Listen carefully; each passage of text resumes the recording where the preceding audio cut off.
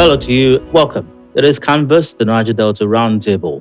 Every week, we discuss the future of the Niger-Delta region, blessed with humongous resources. I think it's about time I stop referring to the hydrocarbon resources and focus on the people resources because that's our biggest asset here in the Niger-Delta. But every week, we give time to reflecting on topics relevant to the development of the Niger-Delta and her people.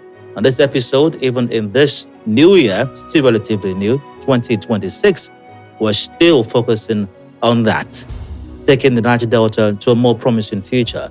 Now, this podcast is sponsored by the operator of the NNPC Renaissance Total Energies Ajib joint venture, Renaissance Africa Energy Company Limited, headquartered in Port Harcourt. Thank you for joining. I'm Adedayo Ilushakin. A topic for this episode: sports Redirects Destinies. Now, sport is more than just competition. Well, it's that as well. It's a classroom, a field of dreams, discipline, and destiny. Across the world, young people discover confidence, character, and community through athletics. And in our own society, where youth face rising pressures, economic, social, and emotional, sports has become a powerful tool for guidance, mentorship, and personal growth. Today, we explore how sport shapes mindsets, builds leadership, and unlocks potential. How the values learned on the field, resilience, teamwork, focus, respect, translate into real life, and how coaches, mentors, and sporting communities can transform a young person's future beyond trophies and titles. Again, our topic this edition of Campus is Sports Redirects Destinies, and my guest is Soso Bobmanuel. Now, Soso Bobmanuel is a former professional basketball champion and one of the leading youth sports mentors in Rivers State. He is the founder of the SBM Foundation, a sports and character development initiative that has trained thousands of young people through weekly mentorship programs. His work has produced international student athletes, national youth players, and standout talent who have gone on to represent Nigeria. So, hi, welcome to Canvas, the Niger-Delta Roundtable. Thank you for having me, Dayo. It's an honor. Have you ever considered training young persons in modeling as well? That's it. Because when you were having the photo shoot earlier on, Chef, the photographer, was trying to give you poses, but you were giving him professional. The thing is, when I was playing basketball in Lagos, when I was trying to leave the country, I was playing in Lagos. Then we didn't have a basketball team in Rivers State then, so I had to go to Lagos. One of the things I did was modeling. So I took to it. And funny you should mention it. We have 3 models that came from the SBM Foundation. One is Isaac. Isaac is an engineer. He just graduated from UST. He's in Lagos right now. Another one is still playing. She's Jenny, really. If you see her, you understand that she has a physique, but she has a major love for basketball. So she's still playing. She's one of the kids where I will talk about as we go along in the show today. And I think there's one more kid. But the fact is, what we do is not just, we want to see how the SBM Foundation started as a way to connect you to sports. So we run special programs as well as daily, weekly, and monthly. You understand? The reason for this is to see how many youths we can connect to sports and develop their inborn talents. So through mentorship and sport development, we try and achieve this. Like one of the kids we have has his own photo studio now. He's doing very well for himself. I also called a couple of models. I also have 1 or 2 that are even in the radio industry. Oh. Yeah, I say that because a lot of times people don't understand that a little guidance goes a long way if you're on the right path. Absolutely. Thank you. So let's talk a bit about your sports background. Okay. I know it's very rich. I went over the profile you sent to me yesterday. So what's your background in sports? I grew up in a sporting household. I grew up in an area where, like, a lot of kids nowadays will not understand this. There was a time when almost everyone had access to sporting facilities. Where? In River State. Where? I grew up in River Old State. GRA. I grew up in Old GRA. Okay, maybe that explains it. I grew Old up, GRA. let me put it this way. We had access to sporting facilities, and I lived opposite the police officers' mess sports complex. So we learned tennis, we learned squash, basketball, football. In fact, I and my brothers and a group of friends, we formed our own group. And we were like basically to help ourselves. You understand? So we had like a sports coach, we had like a PRO, we had, you know how kids are now, then in our primary and secondary school and all that. So for me, it was easy. From primary school? Yep. And secondary? Yes. Wow. That's when we started. Okay. Because thing is, most of us now left. Later, people left. I know one of the, two of the kids in our group then, I don't know if you know the name, Femi John Femi was one time chief of air staff, something, number one man in Air Force. Okay. Was their dad. All these, a man, an SSS man, DSS man, now DSS. Son was also there. There was Zakas. Now, if you know River Supers, current, the Nigeria's, okay, now current number 2 team, they were number 1 for like 5 years in a row. One of the brothers there, Uvi Ozaka, we're all part of this group. So I could say I came from a sporting background, but I focused on basketball because there's a special kind of love I had. I didn't know I was always going to be this tall. Because we're in primary school, we're just, you know how kids are in primary school now. You don't know when your offshoot is going to come. I just know I love basketball. I never got the memo. There was no offshoots for me. Okay, anyways. Yeah. So in secondary school, I started focusing on basketball. That was when we moved away from there. But I found out that my love for basketball overshadowed everything else. So when I went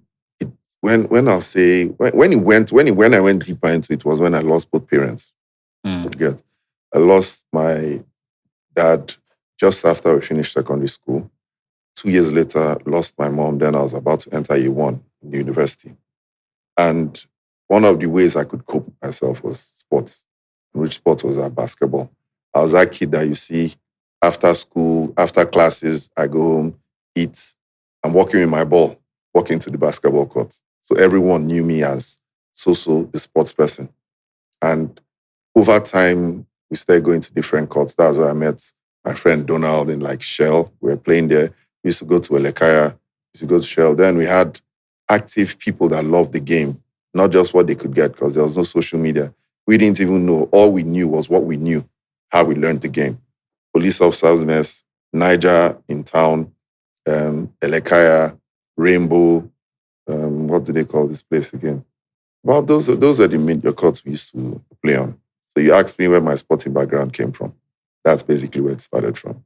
And then you went on to play professionally? Yes, I did.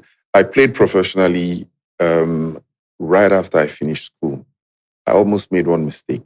See, I was good. And I was always someone that I liked, which word would I use? I like challenging myself. It got to a point where, just like you said, you could do it even in your sleep. We were talking before now. You said you wake up and you just go and you have a crazy-ass show, solid show, excuse my French. And there was this period I realized that I had gotten past the level of River State. And why was that? We didn't have a professional team. We had finished Nuga games. Before we even got to Nuga games, Mata Ben came, she had the tournament, and I was the MVP. I was one of those that stood out.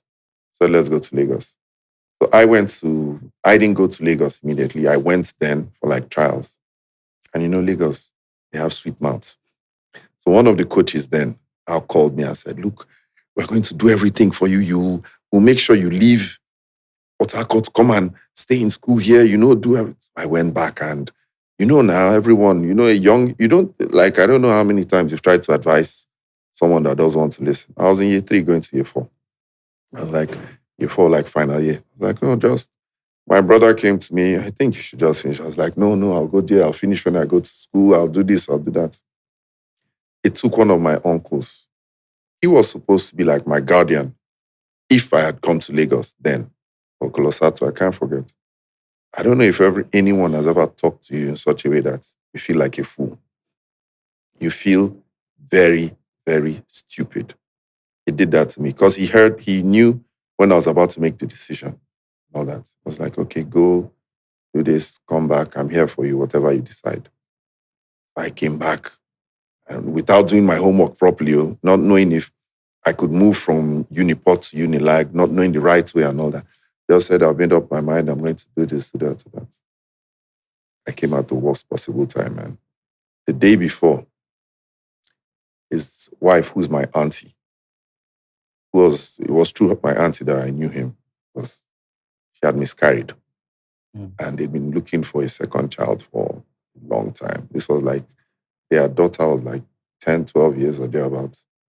And they'd been looking for another child, and the man poured his anger on me. He did put me through though, because he spoke to me well, but he spoke to me in a way that I was supposed to be spoken to. Like, how dare you come here and tell me that your decision is to leave school and go and play basketball? Okay, which course are you going to do? And I said, he said, yeah, you've not done your homework. There's no anatomy in Unilag. Talking, okay, who is the person you're going to? When someone flaws you, I didn't have anything to say. By the time he was done, I was literally weeping. And he now said one thing. He said, go ahead with your decision, but I'm not going to be here for it. I'm not going to support this. I'm not going to. So I had to take my time, go back, keep my head down, finish. Then I finished, and I came. The first thing he said was, did the basketball run? That was the first question he asked me. And truth be told, the basketball didn't run yet. So one of the things that stuck with me, because over time, my teammates, people I played with, many of them had this issue. They came to Lagos with the hope of, once I come, I'll play well, I'll leave the country. They didn't finish school. Some of them didn't even think of, you look at them, and I just realized I had something above a couple of them. Because when you're talking, the coach talks to you differently. You understand? The coach talks to you differently. And I realized one thing. Okay. There was even a day where tempers were high and all that. My coach said something to me, which was totally unexpected. You think you're the only one here that's gone to school? Like, where is this coming from? This does not have anything to do with the basketball that we're playing. But I now realized why I was saying that was most of the other kids were still in school. Some hadn't finished. You could count the number of teams, the more players that had done this. So I still say this. My uncle is late now. One of those people I'll say, thank you for clearing me at that time. I think I needed it. So one of the things we do in the SBM Foundation is we give scholarships to kids. It's not like we have so much money, but we want to let them understand that basketball can only take you so far. Besides, Nigeria, I've said I'm not going to be saying negative things about our country, but Nigeria is like a dark cloud if you're into sports. Because the amount of sportsmen we lose every year to countries that are just doing slightly better than us is alarming. The same way we have a brain drain in the medical industry, in other departments, it's the same way we have it in sports. The best people are out there. Why? How much is the best team? The best team in Nigeria, how much do they pay? If I call you now and say, I want a family and all that, the best team in Nigeria, which I think the highest paying team, was Rivers Hoopers. I don't know if anybody is paid up to 250,000, apart from the foreign players. You understand? I don't know, I might be wrong, but apart from the foreign players that are paid in dollars because they came for a reason, those are home. Can 200,000 take care of you and a family? Can 150,000 take care of you and your family? And these are things we say. I'm not throwing anybody under the bus. I'm just saying it like it is. If we could receive something, we won't have a lot of this happening. But this is where we are. And like I said, it's not only in the sporting department. It's almost everywhere in Nigeria. I have a number of other questions for you, at least in Please this go first half. But I think your background is key to this conversation, your experience. So one more question along those lines. In recounting your rich history, if I may use that expression, Thank you again. you described you were playing in the OGRA. You mentioned the son or the child of some top military official. Yeah. You mentioned playing in Shell. You mentioned something about Elekaya. DSA. Exactly. So, do you get where I'm going with this? Yes. So, Was I privileged? exactly. No. No. I'm Okay. not asking you directly. I'm saying that is sports, or especially exceptional sports, exclusive to persons who are, since you asked the question, either privileged or even perceived to be privileged? When we're growing up, all these sports I called were free. All these things we did, we had access to them. Yeah, but not everybody was living in OGRA. No. Opposite the First officers' mess we sports had complex. kids. Not everybody was going to the Shell Club. We had kids that were living in town. Okay. You understand? And they were playing basketball in Niger and Civic Center, those two places. So Port Harcourt River State was a more, let me put it this way. I used where I grew up. I'm not ashamed of it. It is where I grew up. I knew everyone around the old GRA axis, all the friends, all the people of the same age group, simply because we could roam, we could stroll, it was safer, in quotes. The security situation isn't what it is now. I dare tell you that if you ask a couple of people that grew up in Port Harcourt then, most of us knew how to pay transport to wherever we're going to before we got to 10 years, 12 years, simply because your parents didn't have to see you all the time. Now, my first son is getting to 8 years. He only knows those people we allow him to know because of the security situation. And again, let me not deviate, let me go back to the question. It doesn't have to do with privilege. There are some kids that grew up in town. There's a place they call Number 5 Field. Like it or not, it is what you have around you. You have access to the football field. And football was one of the easiest sports because all you need is a small field. You guys get yourselves 2-on-2, 3-on-3, 4-on-4, 5-on-5. We're playing. We keep going. So like I said, yes, we were privileged. They didn't build houses the way they build them now. They build houses like prisons now. They barely have enough space to park. They tell you to your face that you park on the street. You're like, why will I? They say, yes, that's what it is. Then they used to build houses with people in mind. They used to build schools with people in mind. And we had something then, almost all the secondary schools, where you must have inter-house sports. You must do this. The last governor of Rivers State that wanted to bring this back was Rotimi Amechi. He made sure all the schools were now international standard. When he said international standard, he said if the government schools can have swimming pools, basketball courts, football fields, tennis courts, you understand? He said every school should have this. Don't just call yourself international to collect money from people. That's so. For me, then, it wasn't a matter of privilege. Yes, I had access to it. And the same thing that the kids that grew up in Elekaya would tell you, they had access to the basketball courts. They had access to the football fields and all these things. Almost every community had that. I'll go a step further to say this. If I am in the government or in an institution that wants to make a difference in the life of youth, you know I'll start from. If you know the one-time Prime Minister of South Africa, P.W. Botha, there's one thing he did. When he came into power, insecurity was crazy in South Africa. He took a survey and found out who are the people perpetrating these crimes. Youths, teenagers, young adults. Why? What was the time frame? Within 3 to 7, 8. Why? That was the time that they were supposed to be accountable for something, but they weren't doing anything. Do you know why?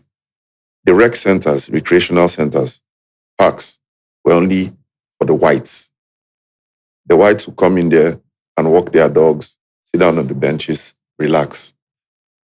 So most of the blacks, the youths, didn't have anything to do this period. Do you know what he did? He opened it up to everyone. In 2 years, crime rates dropped by like 20%, 25%. Why? Because of this phrase, if you build it, they would come. You understand, Dayo? If kids have access to rec centers, for me, that's where I'm going with this. Every community, the same way we have medical centers, schools. We don't need to talk about churches. That's a story for another day. The same way we have all these things, we should have rec centers. Each community should have a rec center. And if I start saying all these things now, somebody might listen to my idea because I know you have a wide reach. Will listen to my idea and next thing they'll go and tell the governor and they'll say, this is what they said. It starts from there. But I'm saying this because if you have this system, a rec center can create for itself. And what are you doing? You're endearing youth to yourself as a government or an organization. Imagine going to D-Line. There's a recreational center that focuses on football, basketball, tennis, and maybe wrestling, 4 sports. You go to town. There's a rec center that focuses on swimming, this, you separate it. Then every year, you people have like a 2-week or month-long event. Imagine where that would take your nation, your state in 5 years.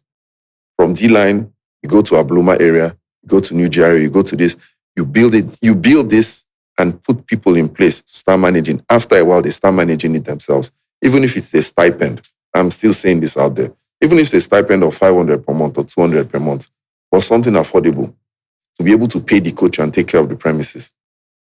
Do you know what you're building? You're building an ecosystem where the community thrives on itself.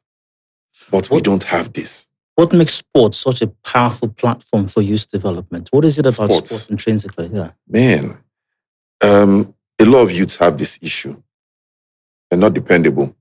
They're not responsible. Not all, a lot of them. Sports teaches you one thing: how to work without getting your dues immediately.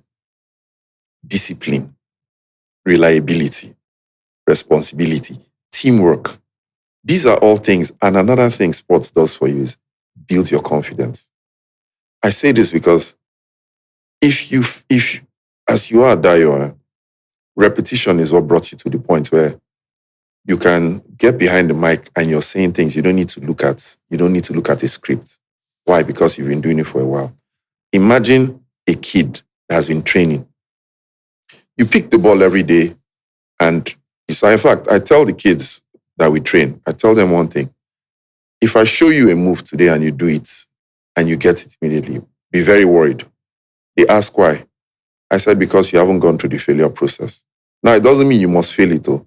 But if you do something once and you get it immediately, you start feeling like this can't fail. I'd rather you make the mistakes, not fail, make that mistake to the point where it becomes second nature to you. You get, and you can only get that from sports. One of the, there's in LinkedIn, this thing it went viral at a point. A man said, you people might not understand this, but I need you people, for those of you that were in, played American football, played basketball professionally, played baseball in college. If you're writing your CV, he was trying to talk to them about life, which they do once in a while. Said, I need you guys to be ready for the next level. They now asked him why. He said, in your CV, write that I was a D1 student, D1 athlete, for this period. So a couple of them are now like, how will this help you in the role? He said, don't worry. Those that get it will understand. So the kid that learned this, he knew he wasn't going to make it in basketball. He was just on the team. He knew he was, and he knew that he came from a family where they weren't going to say, oh, go pro, like face reality. You're done with school. You played college basketball, fine. What did you do in school? Okay, I'm in mass comm, I'm in this tech and all that. Okay, let's get into it. So he went and sent his CV. He just wrote it there. What are your strengths and all that? He said, I was a D1 athlete and all. They now called him.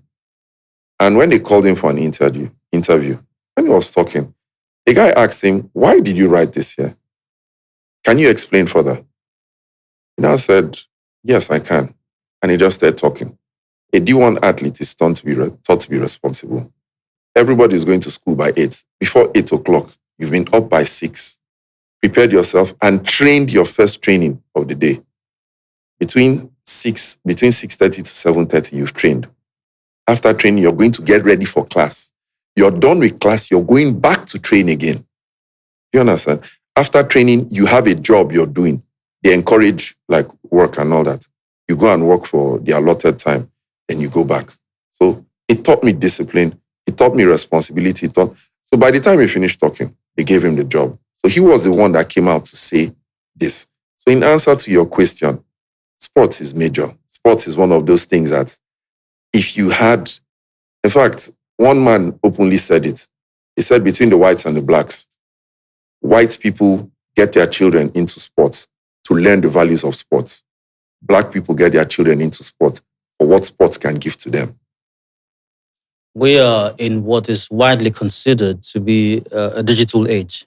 Technology-driven, you have gadgets and screens being churned out almost as quickly as you can use the word sports. Of course. So is sports still relevant today? Because everybody's talking about digital literacy is the next best thing. Just learn to code, learn this, learn that, learn programming, and that's it. How much is Cristiano making this year? How many Cristianos are there? I want to ask, how much is Cristiano? I'm going somewhere with this. I don't know, but I know Cristiano it's a lot. Made about over $200 million from sports and all that, tax-free. At what age? 40, 39, 40 years. Imagine how much Cristiano has made from sports. Let me go down a little. Let me talk of the benefits of sports now. Those that don't even make it in basketball, you go to a backwater league. Let me call it that way. No offense to the leagues out there. I'm not counting Nigeria. Nigerian league is a joke. The backwater leagues, your talent, and they pay you $5,000 a month. How much is $5,000 per month in Naira? Is it enough to take care of you? Is it enough to take care of you? Oh, yes, it is. It is, right? Yes. Okay. So imagine making that minus bonuses. Then let me go a little bit higher. Let's go to the NBA. For the players that don't play in the NBA, that they're on the roster but they don't play, the minimum you're supposed to pay an NBA player is about $2.3 million for 8 months of work. You understand? And if that kid becomes popular in the States or cities, endorsements will come. Chewing gum commercial, this one will come. So you're having fun doing that. Now in the digital age, well, good and fine. I have a lot of people that are techies and all that. But in a country like Nigeria, I'm always going to use Nigeria because this is where we are. The same problems they are facing in this is the same they are facing in sports. Yet I have a lot of people that are into startups, they're into this. They always hit the same roadblock. In Nigeria now, I'll tell parents this, even if for nothing, let your kids get the value that they can from sports. Because a lot of times, everyone is hustling, running up and down. You don't have a stay-at-home mom, stay-at-home dad. But sports, with good coaches and good mentors, I'm pointing in the right direction. Leave the digital age. It's always going to be here. It's here to stay. Or you see sports, the money, I don't even want to use fame. Because if you go into fame now, it will be something else. I had a little bit of fame one time. And I understood what it felt like. You want me to explain? Yeah, please. Okay. When we were playing Nuga in Uniport 2004, I had a good game, a decent game in the first one. The second game, I was on fire. I was literally on fire. I remember then there was no YouTube, no all that, no way to record the game. I know that at a point in time, one of the scorekeeper cleaned the score and he removed Uniports and wrote Soso versus UNN. I was having a blast that particular game. So the next day I wanted to play. I was walking down regular me students. I just walking to school. Hi, Soso, hi. People are looking at you. We know you don't. That sounds like like the girls. Yes, you can say that. Are you sure it was just a basketball or no, it was. Now, Okay. something funny that happened. All right. I was going to ease myself before a game, and just by the toilets there, girl was coming. You could see she still had like her books. She was running. The only way to describe her was like an efiko. You get glasses, bottle glasses, and all that. She was looking at me. I mean, I didn't want to make eye contact. I was just, where are you going? Where are you going? Where are you going? Because the court was this way. I was going that way. I was like, I'm going to say, no. Are you not number 12? Are you not Soso? I said, you're the one I came to watch. So I told my friends about you, Don't know her from Adam. Said, you made us proud, though. You're one of those that's local uniport here. Small, you get. So I now understood fame, a little of it. You get where we're coming from. So imagine these other people. The likes,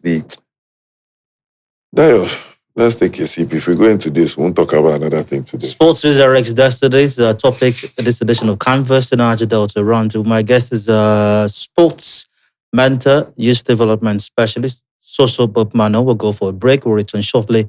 Please stay with us. In the heart of our journey, where the sun touches the earth and the wind whispers through the trees, a new chapter unfolds. A chapter where energy illuminates more than just bulbs. It lights up minds. A chapter of unity, a coming together with a common goal to energize futures and illuminating lives. In classrooms, young dreams evolve, inspired by the promise of a brighter tomorrow fueled by available energy. Small businesses flourish, becoming seeds of prosperity. Energy that empowers and is catalyst for growth and change. The future is energy. So, let's light up the path to a sustainable future together. Energy for you, me, and the world at large.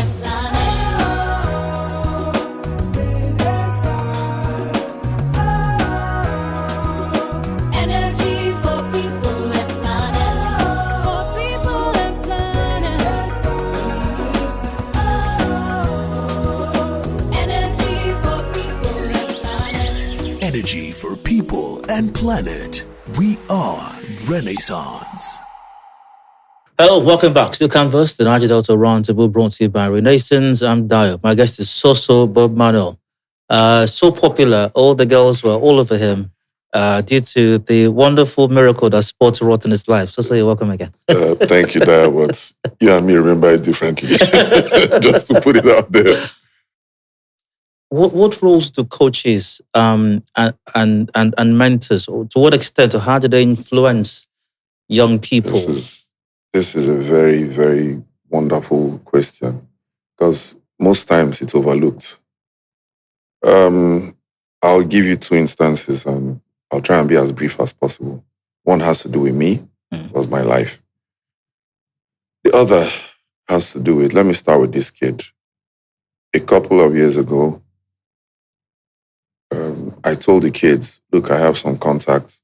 And just to let you know, we've been in the business 10 years, the SBM Foundation. About our fifth, sixth year, I told some of the kids there, look, I'll need you to get your passports. I need you to get transcripts. I need you to do this. Why? Because we will soon be getting I-20s. We'll soon be getting some stuff. So imagine telling like 8 kids or 10 kids who you know are ready to go to the next level. This. None of them listened. One kid, I told his mom, I was like, okay, no problem. Well, she's a widow. So I remember very well, after training one day, a friend of mine who's in the US Dubai. His nickname is Dubai. He just called me. So do you have any boy that is good, that this can play in high school? I was like, I have a couple. He said, okay, send a video. Send videos. He was interested in 3. I asked them, passport, this, not one of them had. Not one of them had. And I didn't want this to pass me by. I now called this kid.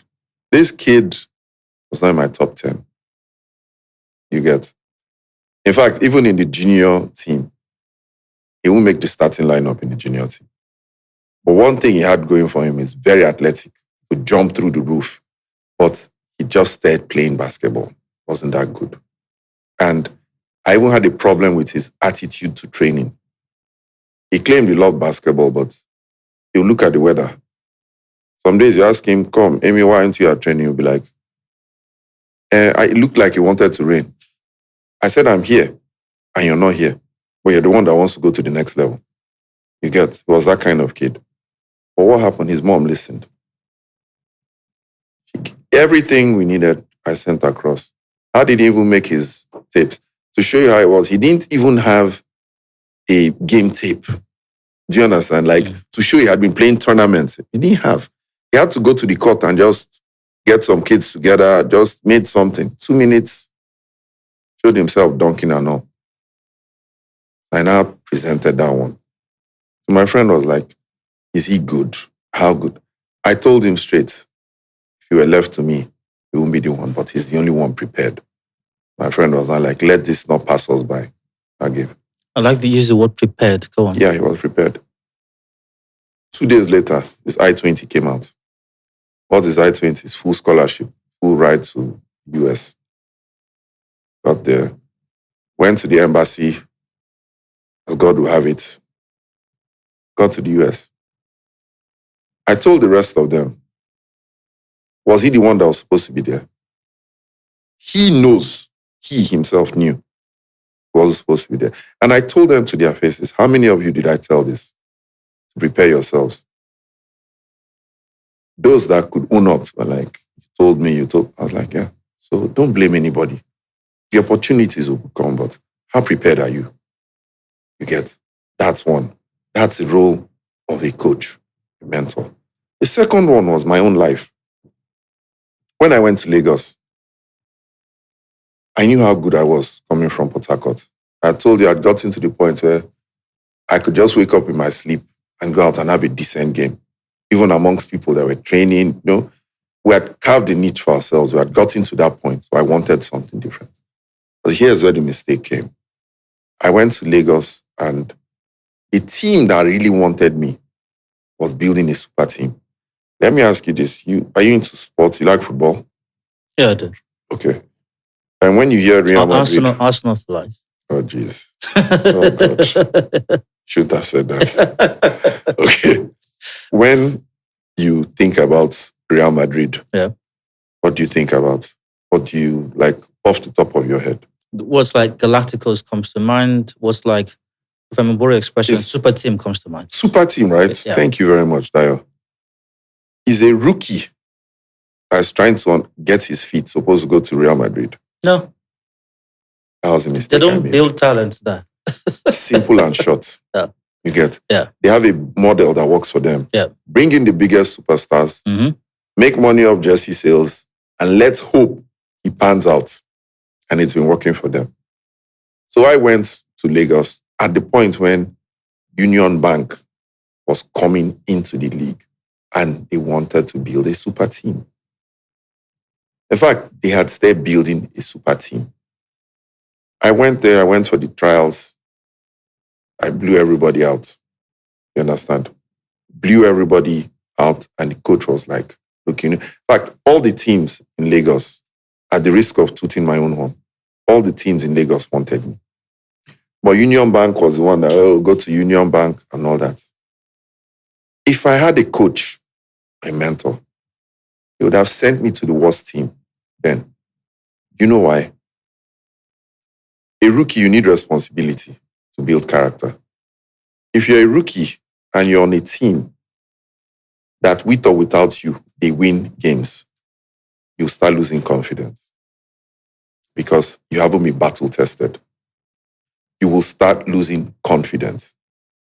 If you go to a Sunderland or you go to an Alaves, you understand?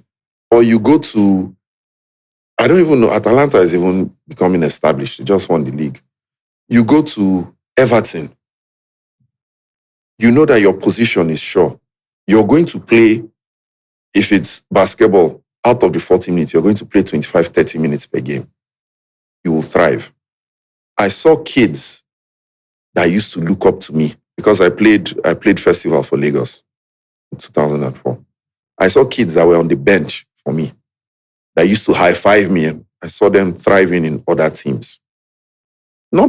They weren't doing anything, but the fact is, they were playing, I wasn't. And it's still affecting me mentally. Because the coach that brought me in, Union Bank had built a super team. We were so good that there was a time when Nigeria camped our best university team. They had the University All-Stars after Nuga. They called the best players from the Nuga. They called the best players in the under-21 department, and they were hosting this in ABU. If you know anything about ABU, you know that they are the number one basketball school in Nigeria. They've been that way for a while. So we went to ABU. My team, a Union Bank team, we beat the number one university team, ABU, and for each time we're playing, all our players, like out of the 15 of us, those that are from ABU will play for ABU. We beat ABU. We beat the University All-Stars. That's the best players from Nigerian universities. We beat them. Then we beat the Nigeria under-21. This is one team. The rest of them just said, this is when we are together, they beat us like this. There's no need, you understand? There's no need to start the league. So the coach that took us there, 2 months later, they gave him a higher calling. He became the chairman of Lagos State Basketball Association, which was a big post. The owners of the team, now believed, that they had gotten the formula, not knowing that coach, Coach Pinero, was like a glue that held the team together. A team like that, you need a coach that can match the egos, you understand, of the different players. You don't just bring anyone off because you have people in Port Harcourt have won everything there is to win. Those in ABU had won everything there is to win. There was to win. Those in Lagos had already started winning. We had players that were from Lebanon. We had players. So you needed a coach that was, get sound upstairs. And Arteta. Are we going front? Are we going back? This man, you want to spoil this discussion? We don't need. Just go ahead. Sorry, go ahead. So anyways, yeah, they now brought in a rookie coach to come. And I think he did a very terrible job of it. Those of us that were like rookies then paid the price for it. You know, when someone is only thinking of his next game, how he's going to get his bonus and all those things. So if I had someone from beginning who was a mentor, who could tell me, Soso, do not go to this team, I have a strong feeling that I might have left the country way before I started trying to leave. Because on a team that needs you, which is why I tell kids that I train all the time, those that are ready to get to the next level, I tell them, no matter what you do, struggle for playing time. Because you learn on the bench, but you don't learn as much as you're supposed to. It's not enough to make the team. You need to actually play and make mistakes and know that there's a way I pass the ball to Donald. There's a way he receives it. There's a way you give the ball to this person. There's a way he receives it. I'll use you, an Arsenal fan. Of course. Arsene Wenger. Yeah. What's Thierry Henry? When he first came, and they went to make him the main striker. It was like a winger or something like that. They went to make him the main striker. He was always angry after playing. You know why?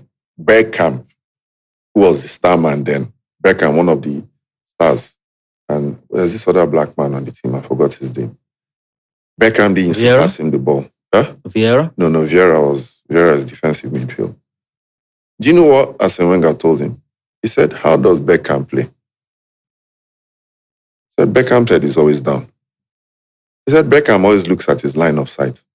Run in his line of sight, you get the ball. So, you're supposed to be seeing everybody. He said, no, run in his line of sight. That's how they became a very crazy duo.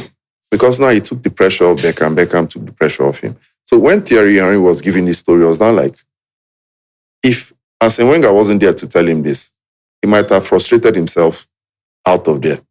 After being the star man at, I think, Monaco before he came to Arsenal. See, I know a little about Arsenal. Not like I like you guys. Everybody does. You just have to. So you see where I'm coming from. Yeah. You can't overemphasize the role that mentors and coaches play. By the way, were you referring to Anelka? Was he Anelka? I think it was Anelka or thereabouts. In every facet of life, you hear how key mentorship is. Is it any different in sports compared to any other area of life? Yep, very different. How so? I can decide, I'm like, behind the scenes, I and Donald were talking earlier. I told him something. The previous generation, majority of them are terrible mentors. These are the industry leaders. I'm not going to call names, but they know themselves. The industry leaders, they look for slaves. They don't look for mentors. They tell you, are you loyal? You this, you want to make... No. A mentor is someone that you can learn from his mistakes. Someone that is ready to take you under his wing and say, I want you to succeed. That's what someone like Donald is doing. That's what I'm doing. You're doing it without... I'm not doing it to gain anything from you. You need me more than I need you. That's a mentor.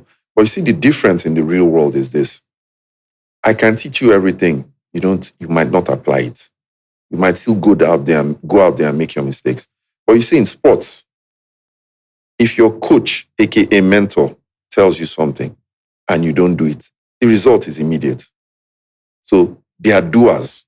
You need to be a doer. Why do teams lose? They do not follow the coach's plan. We've all seen this. We saw the last game against Arsenal and Liverpool. Arsenal had a fantastic first half. Second half, Liverpool wanted to kill Arsenal. Majority of the time. No, say it. You're a true Arsenal fan. Say it. We're talking not entirely. Yeah, right. Yeah, right. But here's the thing. Yeah. It ended 0-0. Why? Because halftime, and Slot made some changes. Tactical, do this, and all that. Simple. You get where we're coming from. That is what a coach does. That's what a mentor does. If you do not do what the person says, the result will be immediate. I use myself as an example. I told a couple of kids, please do this. Prepare yourself in this way. Because it hadn't happened before. They said there was a running joke amongst themselves. I beg, let's hear what. It's you that will come and go. True, now him can't go now. Do you understand where I'm coming from? So I think in sports, your coaches are there to actually let you know on the spot. You make a mistake, you're seeing it. That this didn't happen because you didn't do what you were supposed to do. If you follow instructions, you get it. But in the real world, they mentor you. You can still go back and make that mistake that your mentor made. What challenges do young people face these days in accessing sporting opportunities? First off, I'll use, we don't have many rec centers. That's number one. If we build a community where there are many recreational centers, we'll have a lot less crime on our hands, a lot less social vices. There are not many kids that will know the names of the different drugs take because they'll be too busy within 4 o'clock to like 7 o'clock. They'll be too busy focusing on something to help their lives get better. Now, in Nigeria as a whole, even schools don't enforce sports like that. They'll tell you that we have inter-house sports once in a whole school year. Why? How do you want these kids to develop? I have family in Canada. My brother went 3 years ago. This year will make him 3rd year. You know the first thing he told me? He said, Soso, please, that department that they call educational department in Nigeria, somebody should go and throw a dynamite inside. Let's just destroy it. He was trying to make a joke. He said, do you know what 13-year-olds here do? I was like, what? He said they can disassemble an engine and reassemble it by the end of a school term. Mechanical engineers in Uniport use theory. They learn from textbook. In your final year, you're not even sure if you're going to see an engine block. This is a secondary school kid. And he told me of his kid who is about 8 years. He said he's trying out for American football. He's trying out for basketball. He's doing all these things. His close school, everything that has to do with mental work, closes at 1:30 to 1:30. From then till 3 or 4, the school is forcing them get into a particular department. Like, if you're into sports, go out for trials, go and do this. Meanwhile, at a point in time, Canada was the most educated country in the world. Get where we're coming from? Where do we go from that in a country like Nigeria? They don't even see the value. They don't look at it. Do you know how sad it is that at a point in time in our history, 3 of the fastest men in the world were all Nigerian born? The fastest man in Asia, the fastest man in Africa, the fastest man in Europe, as big as Europe is. Francis Obikwelu of Portugal, naturalized in Portugal. Segun Ogunode, then Femi something. He was the one that made the headlines because he flew the Qatari flag high. He flew it high. Then people went, Nigerians that went on there and started bashing him. You're in Nigeria and you're going to present another country. He called the reporter, said, please, I need to tell my own side of the story. The story was painful. He came from the ranks, from the youth side to become an amateur. No time did they allow him to present Nigeria. They were always bringing, this man's child just came from, where you've heard the stories now. They've been playing in US, bring him, he'll join the team. This one's child came from here. Let him come and join the team. This one child came from here. So who are the people that they'll let go of? Nobody to speak for them now. Meanwhile, the talent is going. And your career in sports is not very long, especially in something like athletics. So the guy said after the thing happened to him, Commonwealth Games, this and a couple of others, the third time, coach called him. In fact, he knew he was like the second fastest person on that team. He said he knew that he was going to make it. A day before they were supposed to call the team list, the coach just called him aside. The usual talk now. I need to talk to you. You have been an avid part. You're still part of us, but you can't go because the guy broke down in tears. Said he was crying. I'm trying to round the story up. Broke down in tears. So he was in the locker room, just a call came in. Are you so and so person? He said, yes. Funny voice. Said, would you like to try out for Qatar? Yes, Qatar. He said, hey, who mind now? He said, are you sure? He said, yes. Okay, send your passport. He said, I don't have money. Like, no money safe. Even the small alawi, they never give me. Guy was like, okay, send account number. He sent this, right? 2 weeks later, I was in Qatar. In a week, he was the fastest person in Qatar. A month after, he was the fastest person in Asia, because that's where So he went, represented Qatar, made him a citizen, took care of his family, everything. So he said, it is not like I did not want to do this for Nigeria, but Nigeria did not want to do this for me. That's all, simple. Finally, let's talk about your foundation. Thank you. What do you do there? How long have you been doing this? What has been your story so far? The SBM Foundation started over about 10 years ago as a way to connect youth, disadvantaged youth to sports. We run special camps as well as daily and weekly programs. And the aim is to make sure that every kid that we come across, they don't just have a safe haven, they use sports to better their lives. And like I said, we've been doing this for quite a while. We have a couple of success stories. We have Jane Irele, who was one of the first kids. She's out of the country, but she was supposed to be in the US plying her trade. It's one of those that I strongly believe could have made the WNBA. But embassy issues, she got denied 3 times. So she had to face reality. She's now playing in Uganda. The last she played in Benin Republic, she's played in Rwanda, now she's playing in Uganda, making some money for herself. We have Precious, who just got Precious, too, was denied twice to go to the US. He's now in Nile University, full scholarship. We have Fubara White, who's in the Philippines. Fubara White is tall, about 6'10", 6'11". He's in the Philippines playing, getting an education for himself. We have David. David is in Canada. David is basketball and athletics right now. He's in Canada. And we also have Jacob Amy that we talked about earlier. He's in the US playing basketball. We have Mohammed in Japan. Mohammed is in Japan playing basketball, and I think he's about to get into college right now.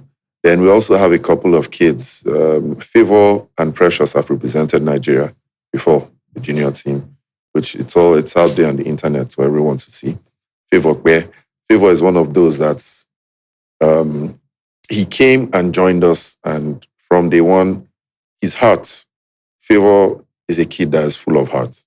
You understand? I talk about him all the time because when he started with us, it didn't take him 6 months. It didn't take him up to a year to graduate from the intermediate to the seniors because of how he pushes himself. But there's one thing that I always say.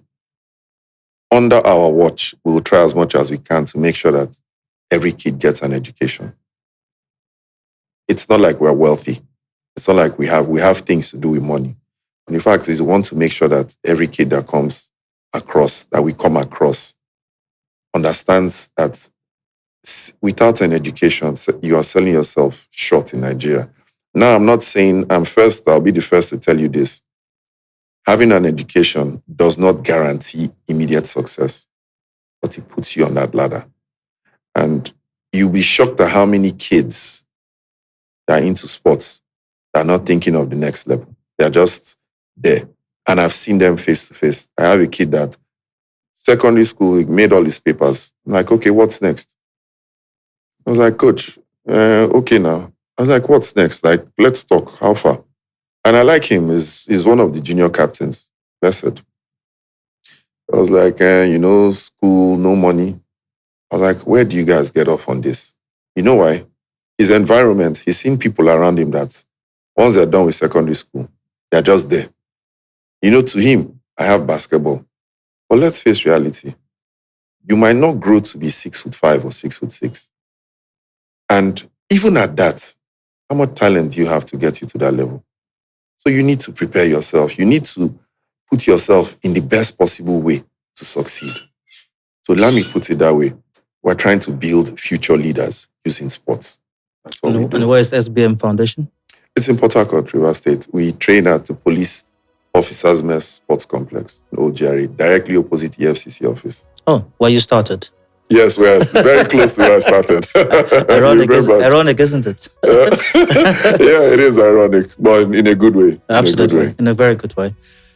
So thank you so much for the great work that you're doing and for coming by to tell that story, and I believe inspiring a whole generation, even a new generation as well, and hopefully government institutions and even private organizations to get on board with what you're doing so we can start changing the narrative. First off, thank you, Donald, and thank you, Dio, for doing this. It is a pleasure of mine to be here. It's always good to tell your story, especially to a listening audience. And once again, for the good work you're also doing, keep it up, man. Thanks. Bless. Sports Redirects Destinies has been a topic. I hope you've gleaned a thing or two from it at least. Thanks for joining us as well, for watching and listening. Canvas is brought to you by Renaissance Africa Energy Company Limited. I'm Dio Lushankin, and bye for now.